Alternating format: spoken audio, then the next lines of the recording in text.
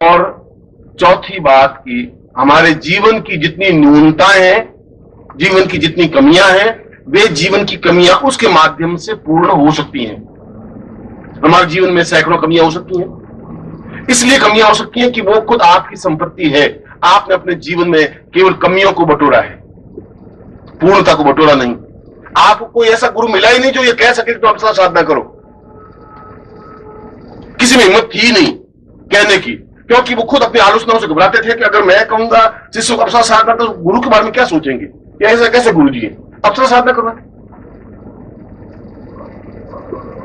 उसके लिए एक सजग व्यक्तित्व चाहिए, एक हिम्मत चाहिए, क्षमता चाहिए। मुझे बहुत अच्छी तरह से याद है कि जब मैं संन्यास जीवन में, और संन्यास जीवन में भी मैं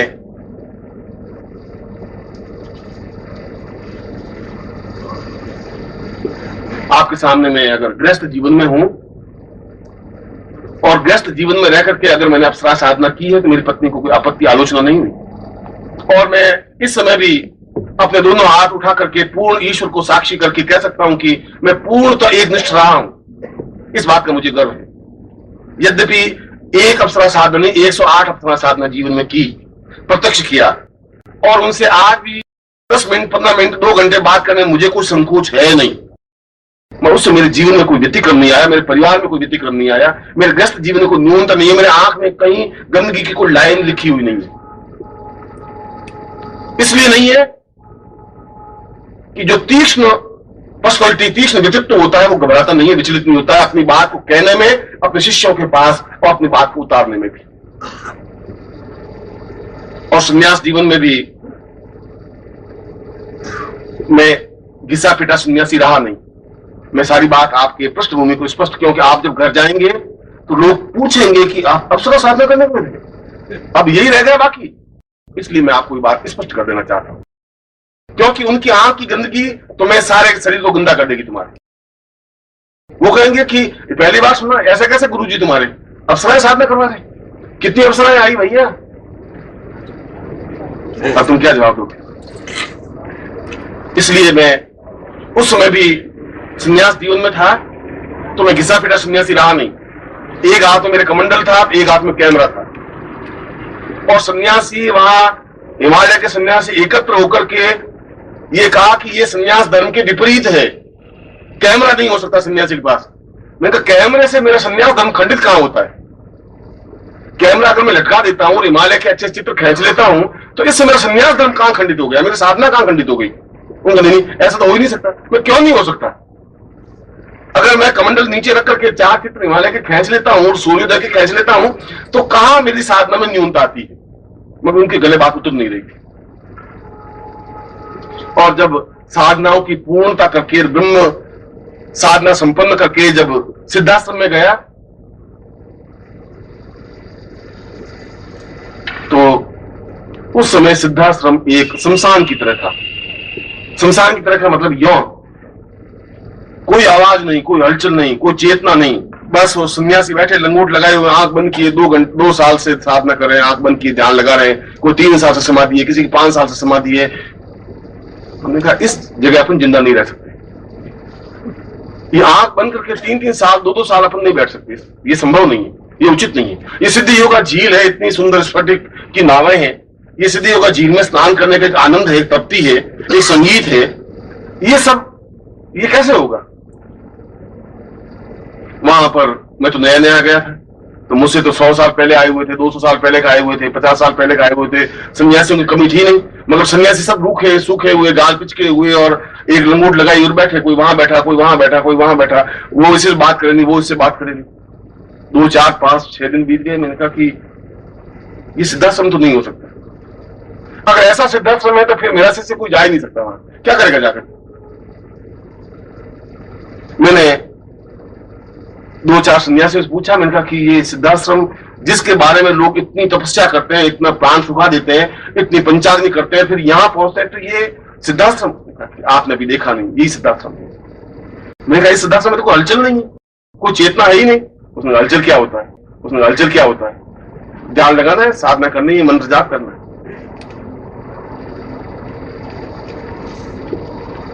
उसके बाद में कोई उत्सव आया, सिद्धाश्रम महोत्सव, वहां पर प्रत्येक अप्सरा मनुष्य लोक में आने के लिए व्यथित होती हैं। ये चाहती है कि मनुष्य लोक में जाएं। प्रत्येक देवता की इच्छा होती है कि हम जन्म लें, इसलिए विष्णु बार बार जन्म लेते हैं, इसलिए भगवान शिव कई रूपों में जन्म लेते हैं। कभी शंकराचार्य के रूप में जन्म ले लेते हैं, कभी विवेकानंद के रूप में जन्म ले लेते हैं, कभी गोरखनाथ के रूप में जन्म लेते हैं, क्योंकि देवताओं की आकांक्षा होती है कि मनुष्य रूप में रह करके हम जीवन के आनंद को भोगें। और ठीक इसी प्रकार से अप्सराएं भी इस उम्मीद में प्रतीक्षा में रहती हैं कि हम गृहस्थ जीवन में और किसी इस संसारिक जीवन में किसी व्यक्ति के पास रहें। और मैंने उनका आह्वान करके रंभा, मेनका, उर्वशी और तिलोत्तमा, मैंने कहा कि कल सिद्धाश्रम दिवस है और तुम्हें नृत्य करना है। नृत्य सिद्धाश्रम में भस्म हो जाएंगे। क्यों भस्म हो जाएंगे? उनका आप नहीं जानते, निखिलेश्वरानंद जी, आप नहीं जानते, यहां की परिपाटी नृत्य की नहीं है। उनका ये पूछना चाहता हूं कि अगर नृत्य की नहीं है तो फिर हमारा भारतीय दर्शन सब बेकार है। फिर तो भगवान शंकर बेकार है, क्योंकि भगवान शंकर के माध्यम से संगीत की उत्पत्ति हुई। उनका तांडव नृत्य हुआ, तांडव नृत्य से 14 शब्द निकले और उन 14 शब्दों से पूरी ये व्याकरण की रचना हुई। आई ओन रील रखे छाया वारा टलन यमगण। फिर ये क्या नृत्य? भगवान शंकर ने नृत्य क्यों किया? अगर वह नृत्य दोष युक्त है फिर तुम्हारा नृत्य भी दोष युक्त है। भगवान विष्णु ने मोहिनी रूप धारण क्यों किया? फिर क्यों नृत्य किया? मैं उनको कन्विंस कर रहा था और वे बहुत घबराई हुई। उन्होंने सोचा कि अगर गुरुदेव आ गए सच्चिदानंद जी तो बहुत मुश्किल हो जाएगी, आप नहीं जानते। मैंने कहा तुम्हें कल नृत्य करना है, जो कुछ होगा कल देख लेंगे। और उनको तैयार किया और दूसरे दिन सारे सन्यासी आकर के बैठे, करीब 1500 गुरुदेव आकर के बैठे, बेबी बैठी आती मगर नृत्य नहीं करती थी, आती थी। संगीत गंधर्व आते थे, संगीत नहीं गाते थे, बैठे रहते थे, उपस्थिति होती थी। अप्सराएं आती थी, नृत्य नहीं करती थी, बैठी रहती थी। मैंने गंधर्वों को भी, गंधर्व जो गायन जाति के प्रमुख होते हैं, मैंने कहा तुम्हें संगीत बजाना है, देव संगीत, और ये नृत्य करेंगे। और जो भी जिनका भी क्रोध होगा मैं अपने आप ऊपर झेलूंगा, जवाब मैं दूंगा। मैं तुम्हारे बीच में चट्टान की तरह खड़ा हूं, तुम्हें कुछ आंच नहीं आएगी।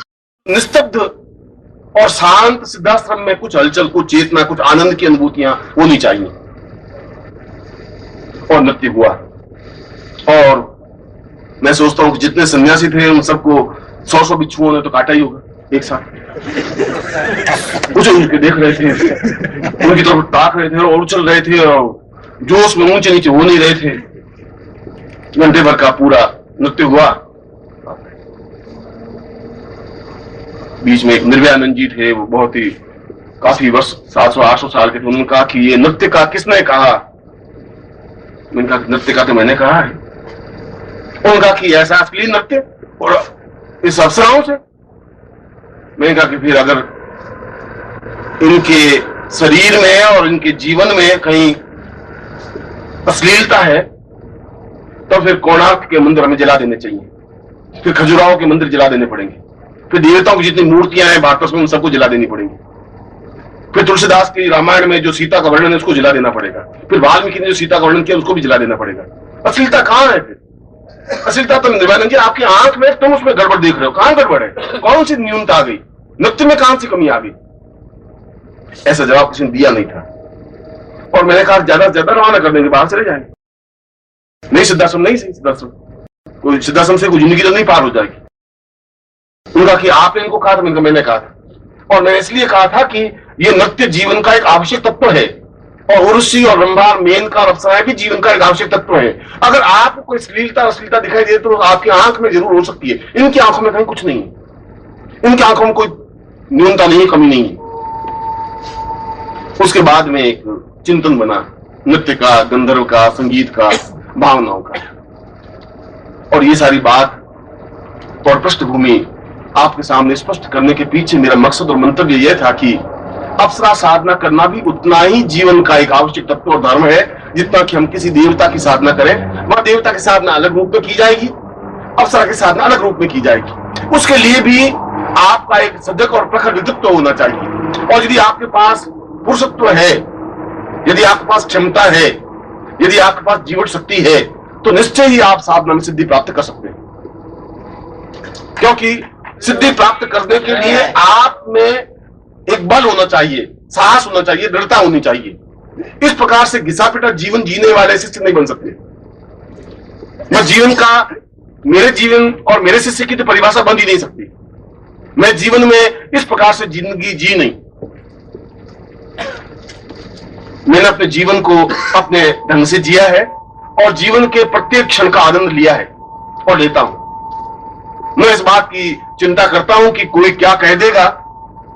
और यदि आलोचक पहले 500 थे और 600 अगर हो गए, तो मैं ये समझता हूं कि मेरी आवाज में कुछ ताकत और ज्यादा आई है, कुछ मुझे कहने की क्षमता पहले से ज्यादा बढ़ी है, इसलिए 100 आलोचक और बढ़ गए। अगर 100 शत्रु और ज्यादा बढ़ जाएंगे तो समझूंगा कि मेरी पर्सनलिटी में कुछ और निखार ज्यादा आ गया है, इसलिए 200 शत्रु और पैदा कर दिए। मुर्दा और कमजोर और गए बीते लोगों के शत्रु नहीं बनते, काय और नपुंसकों के शत्रु नहीं होते। आलोचना उनकी होती है जो मर्दान की रखते हैं, हिम्मत रखते हैं, साहस रखते हैं, क्षमता रखते हैं। और अप्सरा भी साधना में सिद्धि उनको ही प्राप्त होती है जो पूर्ण रूप से मर्द और साहसी होते हैं। काय और बुज़दिलों के पास तो पत्नी भी नहीं रहती, वो भी घर छोड़ के पीछे चली जाती है। अप्सरा तो बहुत दूर की बात है। ಮತ್ತು ನಾಲ್ಕನೆಯ ವಿಷಯವೇನೆಂದರೆ, ನಮ್ಮ ಜೀವನದಲ್ಲಿ ಅದೆಷ್ಟೇ ಕುಂದುಕೊರತೆಗಳಿರಬಹುದು, ನ್ಯೂನತೆಗಳಿರಬಹುದು, ಅವೆಲ್ಲವೂ ಸಹ ಅಪ್ಸರೆಯ ಮಾಧ್ಯಮದಿಂದ ಪೂರ್ಣತೆಯನ್ನು ಹೊಂದುತ್ತವೆ. ನಿಮ್ಮ ಜೀವನದಲ್ಲಿ ನೂರಾರು ನ್ಯೂನತೆಗಳಿರಬಹುದು, ಏಕೆಂದರೆ ಈ ಎಲ್ಲ ನ್ಯೂನತೆಗಳೂ ಸಹ ನೀವೇ ಸ್ವತಃ ಗಳಿಸಿದ ಸಂಪತ್ತಾಗಿದೆ. ನೀವು ನಿಮ್ಮ ಜೀವನದಲ್ಲಿ ಕೇವಲ ಮಾತ್ರ ನ್ಯೂನತೆಗಳನ್ನೇ ಸಂಗ್ರಹ ಮಾಡಿದ್ದೀರಿ, ಪೂರ್ಣತೆಯನ್ನು ನೀವೆಂದಿಗೂ ಸಂಗ್ರಹಿಸಲೇ ಇಲ್ಲ. ನಿಮಗೆ ಇದುವರೆಗೂ ಅಪ್ಸರಾ ಸಾಧನೆ ಮಾಡು ಎಂದು ಹೇಳುವಂತಹ ಗುರು ಸಿಗಲೇ ಇಲ್ಲ. ಯಾವ ಗುರುವಿನಲ್ಲೂ ಅಪ್ಸರಾ ಸಾಧನೆ ಮಾಡು ಎಂದು ಹೇಳುವ ಧೈರ್ಯ, ತಾಕತ್ತು ಇರಲೇ ಇಲ್ಲ. ಏಕೆಂದರೆ ಆ ಗುರುಗಳು ಸ್ವತಃ ತಮ್ಮ ಆಲೋಚನೆಗೆ ಗಾಬರಿ ಪಡುತ್ತಿದ್ದರು. ನಾನೇನಾದರೂ ಶಿಷ್ಯನಿಗೆ ಅಪ್ಸರಾ ಸಾಧನೆ ಮಾಡು ಎಂದು ತಿಳಿಸಿದ್ದೇ ಆದರೆ ಅವನು ನನ್ನ ಬಗ್ಗೆ, ನನ್ನ ಗುರುತ್ವದ ಬಗ್ಗೆ ಅದೇನು ಆಲೋಚನೆ ಮಾಡಬಹುದು? ಇವರೆಂಥ ಗುರುಗಳು ನನಗೆ ಅಪ್ಸರಾ ಸಾಧನೆ ಮಾಡು ಎಂದು ಹೇಳುತ್ತಿದ್ದಾರಲ್ಲ. ಈ ಮಾತನ್ನು ಗುರು ಹೇಳುವುದಕ್ಕೆ ಅವರಿಗೆ ಒಂದು ಸದೃಢವಾದ ವ್ಯಕ್ತಿತ್ವ, ಶೌರ್ಯ, ಪೌರುಷ ಮತ್ತು ಕ್ಷಮತೆಗಳು ಇರಬೇಕಾಗುತ್ತದೆ. ನನಗೆ ಈಗಲೂ ಸಹ ಬಹಳ ಚೆನ್ನಾಗಿ ಜ್ಞಾಪಕವಿದೆ. ನಾನು ಸನ್ಯಾಸ ಜೀವನದಲ್ಲಿದ್ದಾಗ ಮತ್ತು ಸನ್ಯಾಸ ಜೀವನದಲ್ಲಿಯೂ ಸಹ ನಾನು ನಿಮ್ಮೆದುರಿನಲ್ಲಿ ನಾನೀಗ ಗೃಹಸ್ಥ ಜೀವನ ನಡೆಸುತ್ತಿದ್ದೇನೆ. ಆದರೆ ಗೃಹಸ್ಥ ಜೀವನದಲ್ಲಿದ್ದುಕೊಂಡೇ ನಾನು ಅಪ್ಸರಾ ಸಾಧನೆಯನ್ನು ಸಿದ್ಧಿ ಮಾಡಿಕೊಂಡಿದ್ದೇನೆಂದರೆ ನನ್ನ ಪತ್ನಿಗೆ ಇದರಿಂದ ಯಾವುದೇ ಆಪತ್ತಾಗಲಿ ಅಥವಾ ಪತ್ನಿಯೊಡನೆ ನನ್ನ ವ್ಯವಹಾರದಲ್ಲಿ ಯಾವುದೇ ವ್ಯತ್ಯಾಸವಾಗಲಿ ಆಗಲಿಲ್ಲ.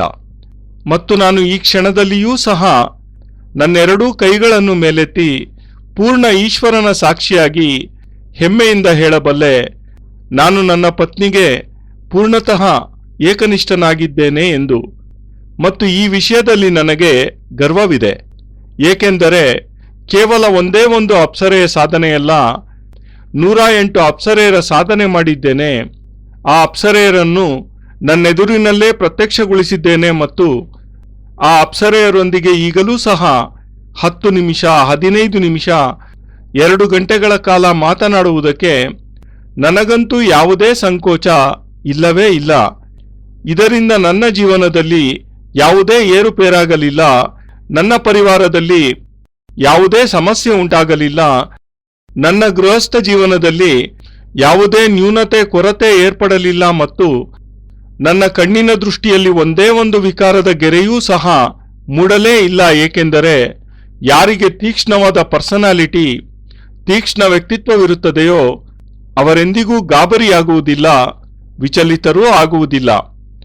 ಅದಲ್ಲದೆ ಅವರು ನಿಷ್ಠುರವಾದ ಸತ್ಯವನ್ನು ನೇರವಾಗಿ, ನಿರ್ಭೀತರಾಗಿ ಮಾತನಾಡುವುದು ಮಾತ್ರವಲ್ಲದೆ ತಮ್ಮ ಶಿಷ್ಯರಿಗೂ ಸಹ ಯಾವುದೇ ಮುಲಾಜಿಲ್ಲದೆ ಸತ್ಯವನ್ನು ಕಪಾಳಕ್ಕೆ ಹೊಡೆದಂತೆ ಹೇಳುತ್ತಾ ಅವರನ್ನು ತಿದ್ದುತ್ತಾ ಸನ್ಮಾರ್ಗದೆಡೆಗೆ ನಡೆಸಬಲ್ಲರು.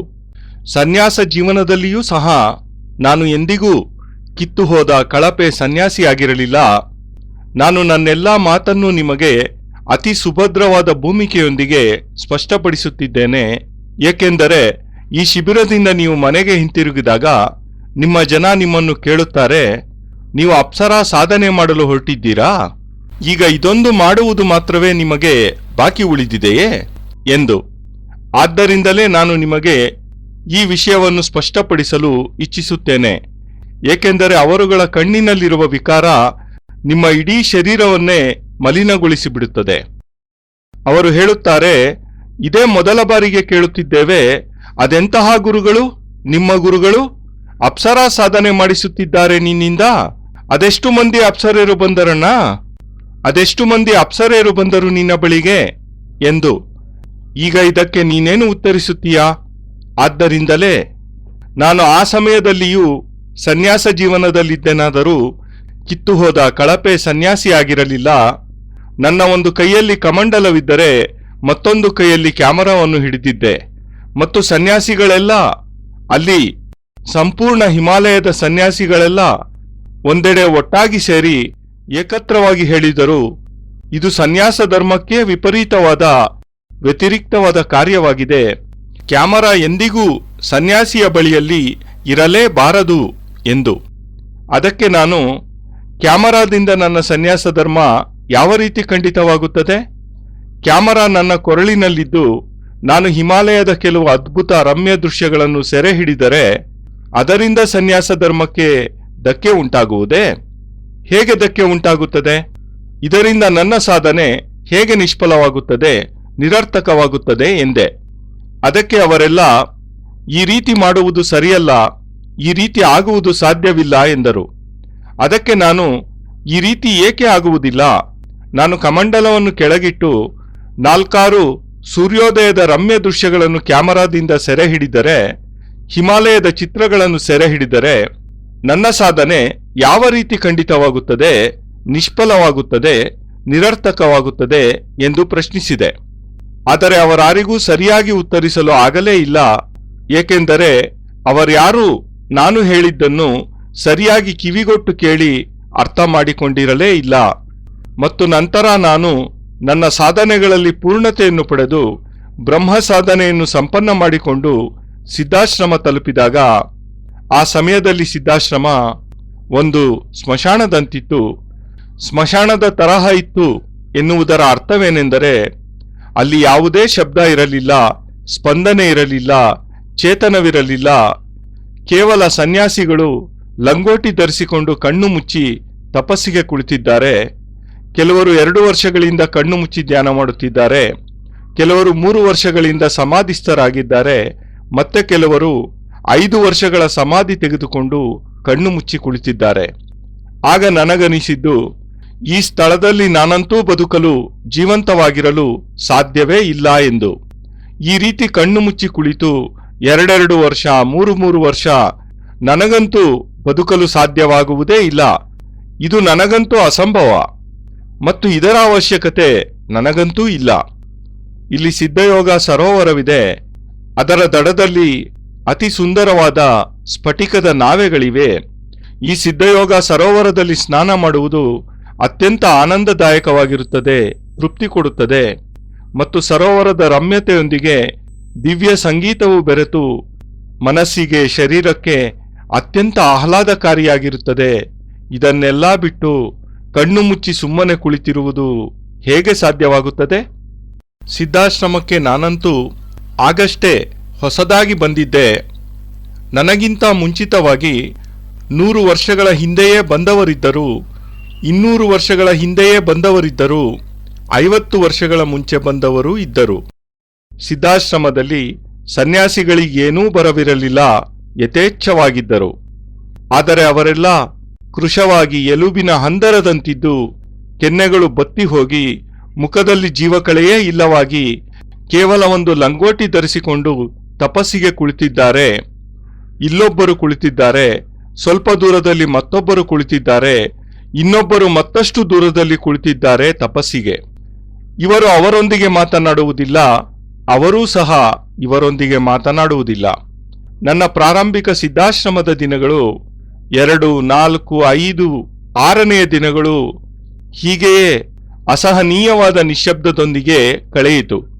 ಆಗ ನನಗನಿಸಿದ್ದು, ಇದು ಸಿದ್ಧಾಶ್ರಮವಂತೂ ಆಗಿರಲು ಸಾಧ್ಯವೇ ಇಲ್ಲ.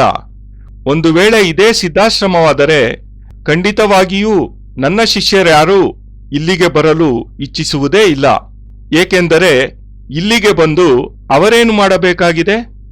ನಾನು ಅಲ್ಲಿದ್ದ ಒಂದಿಬ್ಬರು 4 ಮಂದಿ ಸನ್ಯಾಸಿಗಳೊಂದಿಗೆ ವಿಚಾರಿಸಿದೆ. ನಾನು ಅವರನ್ನು ಕೇಳಿದೆ, ಇದೇ ಸಿದ್ಧಾಶ್ರಮವೇನು? ಇದನ್ನು ತಲುಪಲು ಜನ ಘೋರವಾದ ತಪಸ್ಸು ಮಾಡುತ್ತಾರೆ, ತಮ್ಮ ಪ್ರಾಣವನ್ನೇ ಮುಡಿಪಾಗಿಡುತ್ತಾರೆ, ಇಷ್ಟೆಲ್ಲ ಪಂಚಾಗ್ನಿಯನ್ನು ಮಾಡುತ್ತಾರೆ. ಇದೆಲ್ಲ ಮಾಡಿದ ನಂತರ ಕೊನೆಗೆ ಇಲ್ಲಿ ಬಂದು ತಲುಪಿದರೆ ಇದನ್ನೇ ಸಿದ್ಧಾಶ್ರಮವೆನ್ನುತ್ತಾರೇನು ಎಂದು.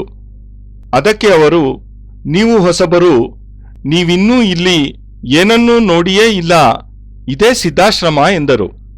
ನಾನು ಹೇಳಿದೆ, ಈ ಸಿದ್ಧಾಶ್ರಮದಲ್ಲಿ ಯಾವುದೇ ಚಟುವಟಿಕೆ, ಸಂತಸ, ಕೋಲಾಹಲಗಳಿಲ್ಲ, ಯಾವುದೇ ಚೇತನವಿಲ್ಲ, ಸ್ಪಂದನೆಯೇ ಇಲ್ಲ ಎಂದು.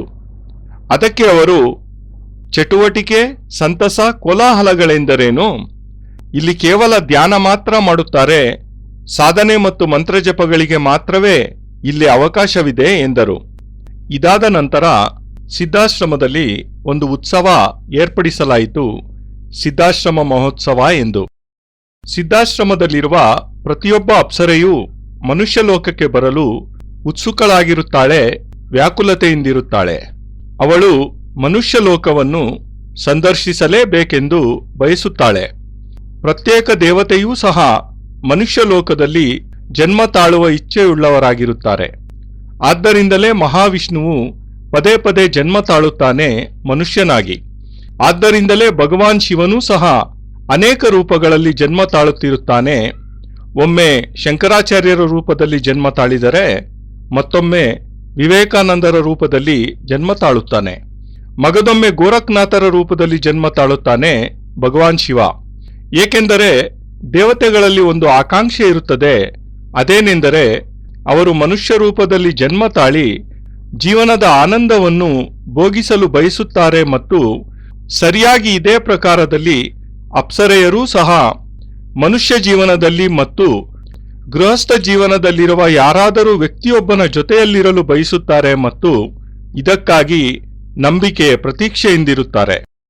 ಮತ್ತು ನಾನು ಅಪ್ಸರೆಯರೆಲ್ಲರ ಆವಾಹನೆಯನ್ನು ಮಾಡಿ ರಂಭಾ, ಮೇನಕಾ, ಊರ್ವಶಿ ಮತ್ತು ತಿಲೋತ್ತಮೆಯರೆಲ್ಲರಿಗೂ ಹೇಳಿದೆ, ನಾಳೆ ಸಿದ್ಧಾಶ್ರಮ ದಿವಸ ಆಯೋಜನೆ ಮಾಡಲಾಗಿದೆ ಮತ್ತು ಈ ಶುಭ ಸಂದರ್ಭದಲ್ಲಿ ನೀವೆಲ್ಲರೂ ನೃತ್ಯ ಮಾಡಬೇಕು ಎಂದು.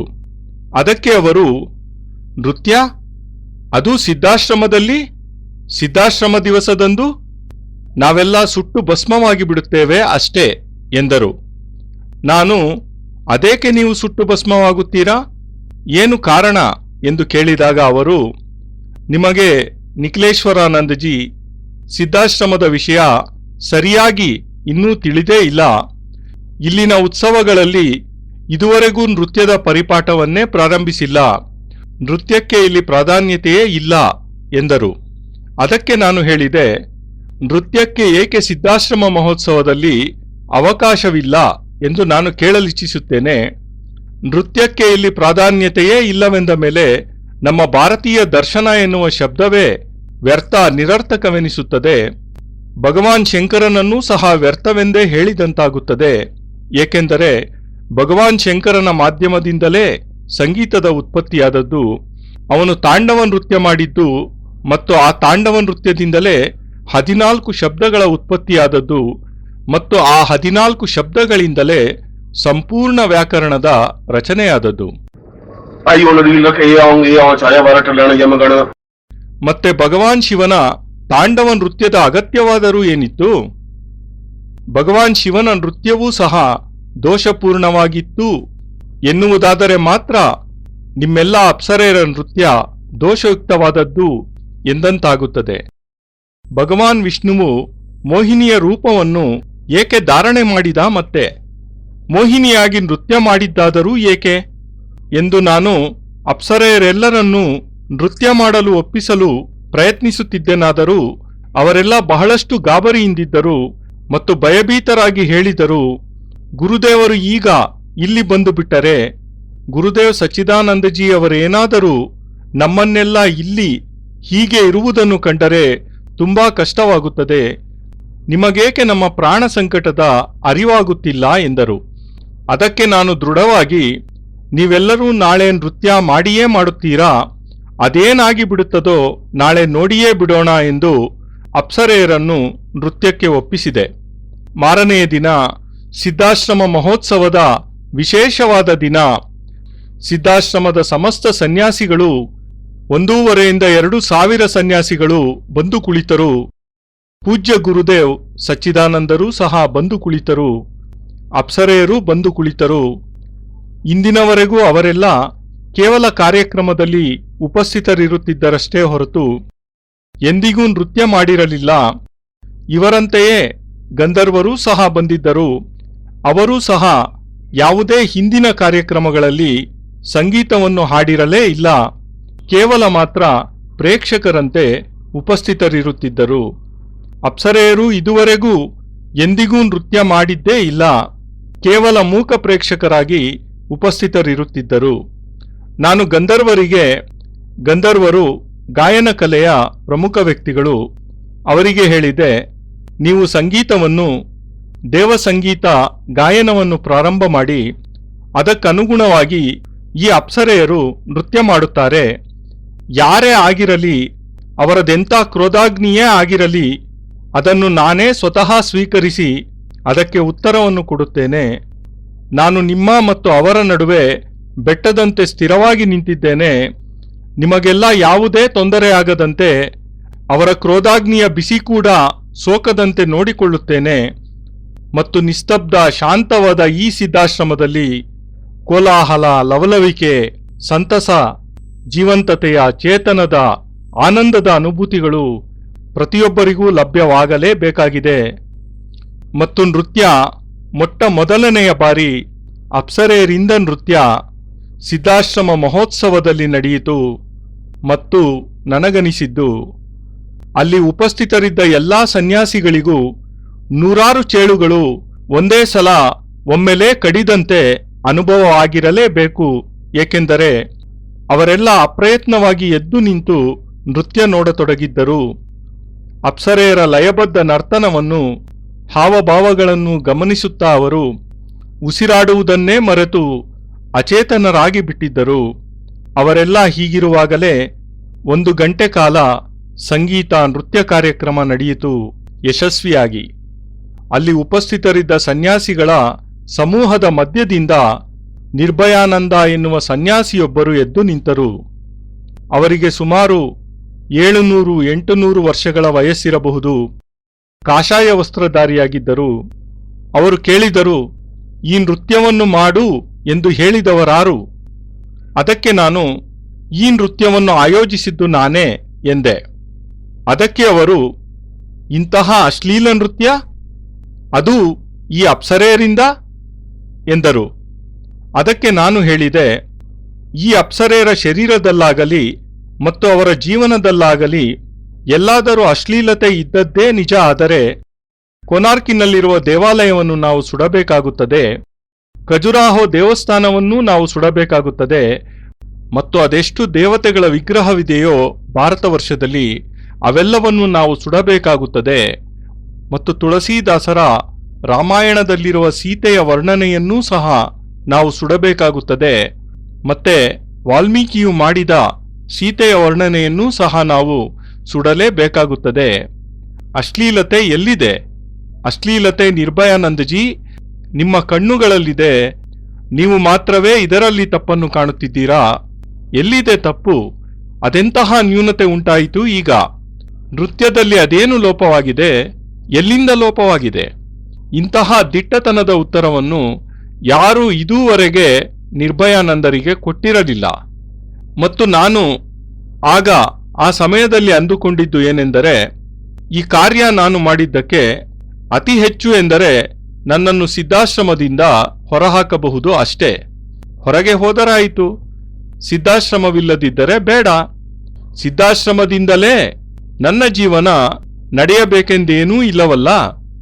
ಮತ್ತೊಮ್ಮೆ ನಿರ್ಭಯಾನಂದರು ಕೇಳಿದರು, ಗಂಧರ್ವರಿಗೆ, ಅಪ್ಸರೆಯರಿಗೆ ಕಾರ್ಯಕ್ರಮ ನಡೆಸಲು ನೀವೇ ತಿಳಿಸಿದ್ದೇನು? ಅದಕ್ಕೆ ನಾನಂದೆ, ಹೌದು, ನಾನೇ ಹೇಳಿದ್ದು.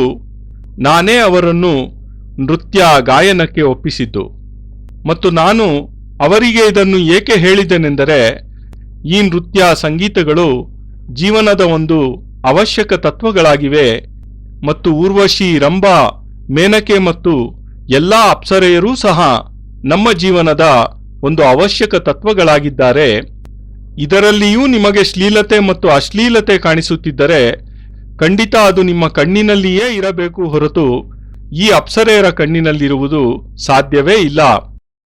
ಇವರ್ಯಾರ ಕಣ್ಣಿನಲ್ಲಿಯೂ ಯಾವುದೇ ನ್ಯೂನತೆಯಾಗಲಿ ಲೋಪವಾಗಲಿ ಇಲ್ಲವೇ ಇಲ್ಲ. ಇದೆಲ್ಲ ಆದ ನಂತರ ಸಿದ್ಧಾಶ್ರಮದಲ್ಲಿ ಒಂದು ಚಿಂತನೆ, ನೃತ್ಯದ, ಸಂಗೀತದ, ಗಂಧರ್ವರ ಮತ್ತು ಭಾವನೆಗಳ ಒಂದು ಚಿಂತನೆ ಮಾಡಲಾಯಿತು. ಮತ್ತು ಈ ಎಲ್ಲ ವಿಷಯಗಳು ಮತ್ತು ಇದರ ಹಿನ್ನೆಲೆಯನ್ನು ನಿಮ್ಮೆಲ್ಲರೆದುರು ಸ್ಪಷ್ಟಪಡಿಸುವ ಹಿಂದೆ ನನ್ನ ಉದ್ದೇಶ ಮತ್ತು ಧ್ಯೇಯವೇನಿತ್ತೆಂದರೆ, ಅಪ್ಸರಾ ಸಾಧನೆ ಮಾಡುವುದೂ ಕೂಡ ನಮ್ಮ ಜೀವನದ ಒಂದು ಅವಶ್ಯಕ ತತ್ವ ಮತ್ತು ಧರ್ಮವಾಗಿದೆ. ಯಾವ ರೀತಿ ಯಾವುದೇ ದೇವತೆಯ ಸಾಧನೆಯನ್ನು ನಾವು ಮಾಡುತ್ತೇವೆಯೋ ಅದರಂತೆಯೇ ಆ ದೇವತೆಯ ಸಾಧನೆಯನ್ನು ಬೇರೆಯ ರೂಪದಲ್ಲಿ ಮಾಡುತ್ತೇವೆ ಮತ್ತು ಅಪ್ಸರೆ ಸಾಧನೆಯನ್ನೂ ಸಹ ಬೇರೆಯದೇ ರೂಪದಲ್ಲಿ ಮಾಡಲಾಗುತ್ತದೆ. ಇದಕ್ಕಾಗಿ ನಿಮಗೆ ನಿಮ್ಮದೇ ಆದ ಪ್ರಖರ ಮತ್ತು ತೇಜೋಪೂರ್ಣ ವ್ಯಕ್ತಿತ್ವವಿರಬೇಕಾಗುತ್ತದೆ. ನಿಮ್ಮಲ್ಲಿ ಪುರುಷತ್ವವಿದ್ದರೆ, ನಿಮ್ಮಲ್ಲಿ ಕ್ಷಮತೆ ಇದ್ದರೆ, ನಿಮ್ಮಲ್ಲಿ ಜೀವಂತಿಕೆ ಇದ್ದರೆ ನೀವು ನಿಶ್ಚಯವಾಗಿಯೂ ಸಾಧನೆಗಳಲ್ಲಿ ಸಿದ್ಧಿಯನ್ನು ಪಡೆದೇ ಪಡೆಯುತ್ತೀರಿ. ಏಕೆಂದರೆ ಸಿದ್ಧಿಯನ್ನು ಪ್ರಾಪ್ತಿ ಮಾಡಿಕೊಳ್ಳುವುದಕ್ಕಾಗಿ ನಿಮ್ಮೊಳಗೆ ಒಂದು ತಾಕತ್ತು, ಬಲ ಇರಬೇಕಾಗುತ್ತದೆ. ಸಾಹಸ ಮತ್ತು ದೃಢತೆ ಇರಲೇಬೇಕಾಗುತ್ತದೆ.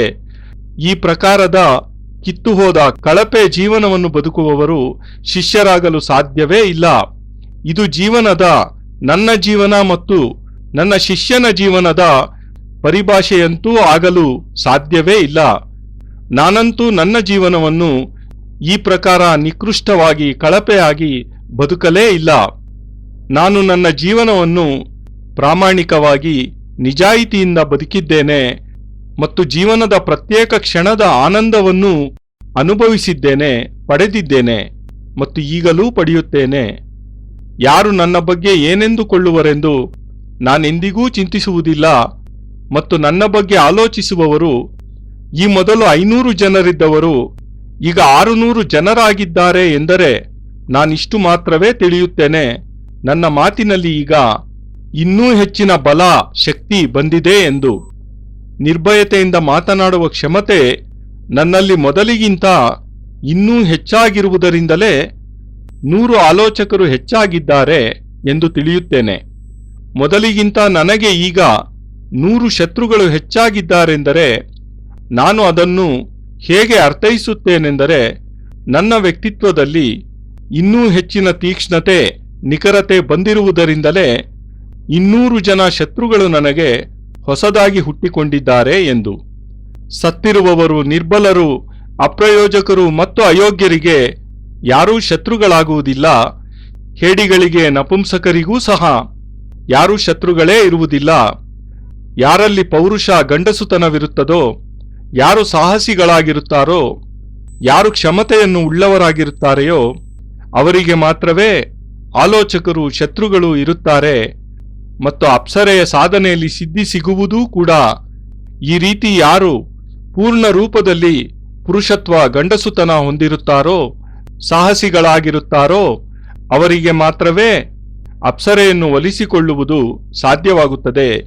ಹೇಡಿಗಳು, ದುರ್ಬಲ ಹೃದಯದವರ ಹತ್ತಿರ ಅವರ ಪತ್ನಿಯೂ ಸಹ ಇರಲು ಇಚ್ಛಿಸದೆ ಮನೆ ಬಿಟ್ಟು ಯಾವುದಾದರೂ ಆಶ್ರಮವೋ ಮಠವೋ ಸೇರಿಕೊಂಡು ಬಿಡುತ್ತಾಳೆ.